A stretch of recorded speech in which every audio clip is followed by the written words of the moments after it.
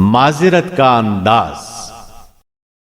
ایک بادشاہ نے دسترخوان چننے کا حکم دیا اور اپنے خاص لوگوں کو کھانے کی دعوت دی۔ جب دسترخوان لگ گیا تو خادم اپنے کندھے پر کھانے کی رکابی لے کر آیا، لیکن جب بادشاہ سے قریب ہوا تو اس پر ہیبت طاری ہو گئی۔ چنانچہ اس کا پاؤں پھسل گیا اور رکابی سے تھوڑا سا شوربہ گر کر بادشاہ کے کپڑوں کے کنارے پر لگ گیا۔ بادشاہ غصے سے آگ بگولا ہو گیا اور خادم کو قتل کرنے کا حکم دے دیا۔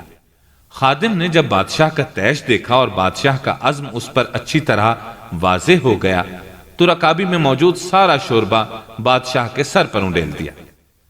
بادشاہ نے غرا کر آواز دی، ارے تیری بربادی ہو، یہ کیا کر رہا ہے؟ خادم نے عاجزانہ انداز میں عرض کیا، بادشاہ سلامت، میں نے یہ حرکت آپ کی عزت و شان اور غیرت کے تحفظ کے لیے کی ہے۔ بادشاہ نے پوچھا، وہ کیسے؟ خادم کہنے لگا، مجھے ڈر تھا کہ لوگ میرے قتل پر یہ نہ کہیں کہ ہمارا بادشاہ بھی عجیب جلالی ہے کہ معمولی سی غلطی پر خادم کو قتل کروا دیا، حالانکہ خادم نے جان بوجھ کر یہ غلطی نہیں کی تھی۔ پھر لوگ بادشاہ کو ظالم و جابر گردانے لگیں گے، لہٰذا میں نے یہ دوبارہ جان بوجھ کر بھاری غلطی کرنے کی جرت کی تاکہ لوگوں کو جب پتا چلے تو اسے معمولی غلطی نہ سمجھیں۔ آپ کو بھی معذرت کی ضرورت نہ ہوگی اور آپ کی عزت اور ہیبت بھی لوگوں کے دلوں میں باقی رہے گی۔